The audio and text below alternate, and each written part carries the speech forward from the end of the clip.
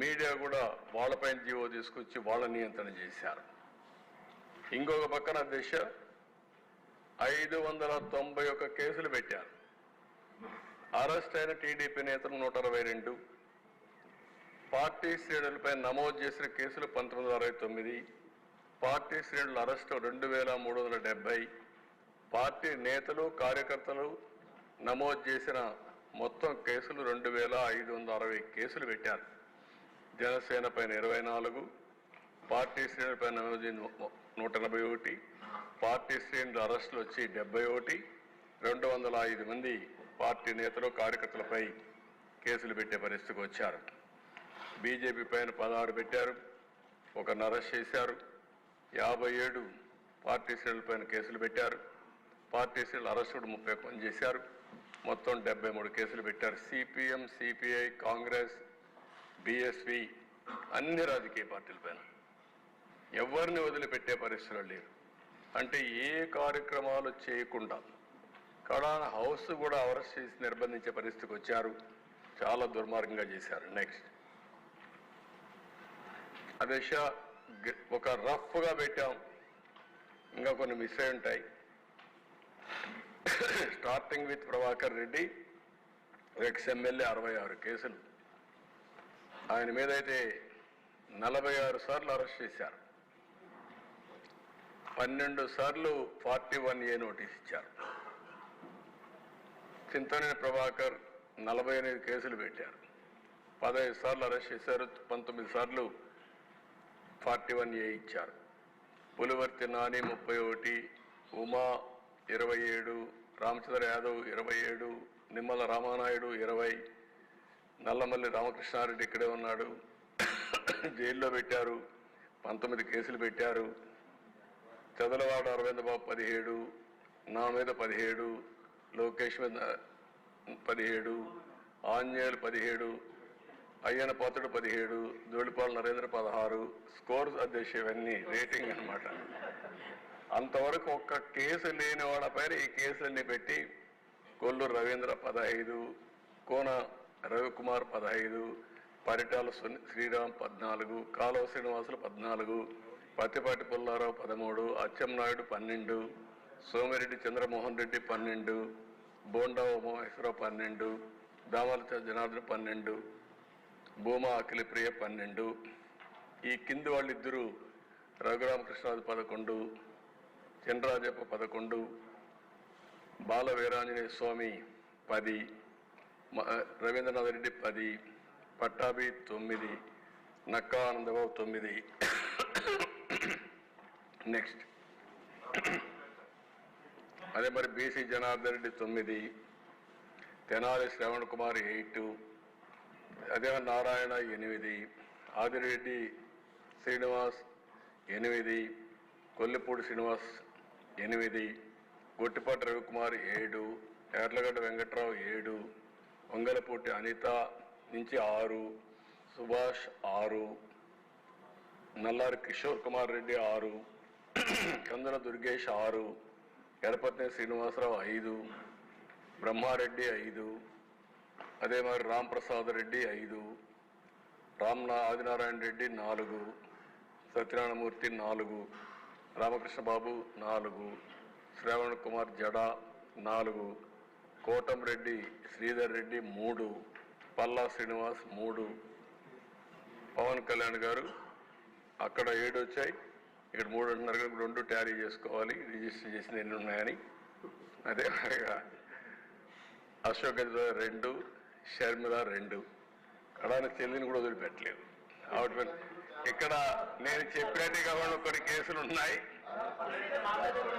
మీ మీద ఉన్నాయి. కేసులు పెట్టిన వాళ్ళు మీరు ఒకసారి లేండి.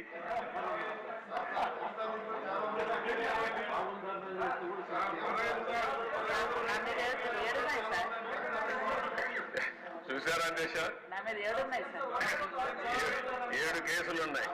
అంటే రాజకీయ పోరాటం చేసిన వాళ్ళందరిపైన కేసులు పెట్టారు. అంటే ఇంకెప్పటికీ బయట రాకూడదు అనుకున్నారు, కానీ నేరుగా ప్రజలు ఆలోచించి అసెంబ్లీ పంపించారు దేశ అందరినీ. మెజారిటీ మీరు చూశారు. ఆనాటి పాలనలో మనందరూ బాధితులే అసెంబ్లీ నుండి అందరూ. Thank you.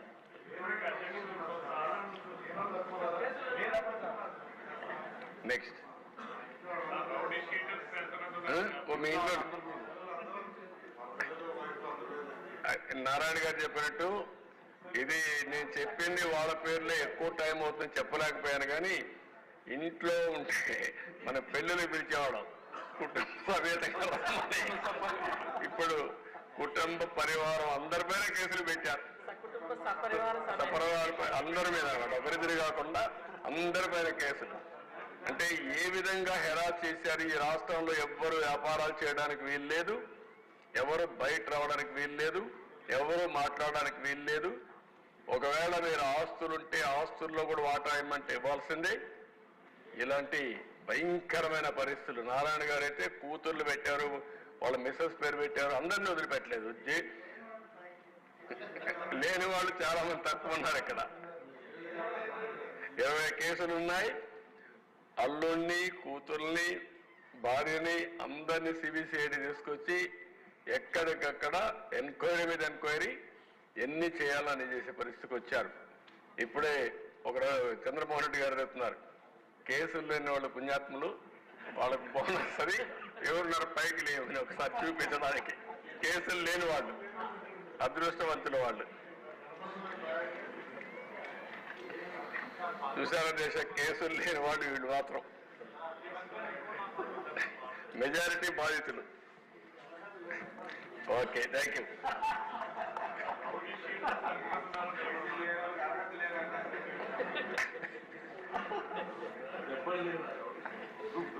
అధ్యక్ష, ఇది కేస్ స్టడీ. అధ్యక్ష, అంగళ్ళు, ఇది తంబళపల్లి నియోజకవర్గం, పొంగునూరు 2. ఇది ఒక కేస్ స్టడీ.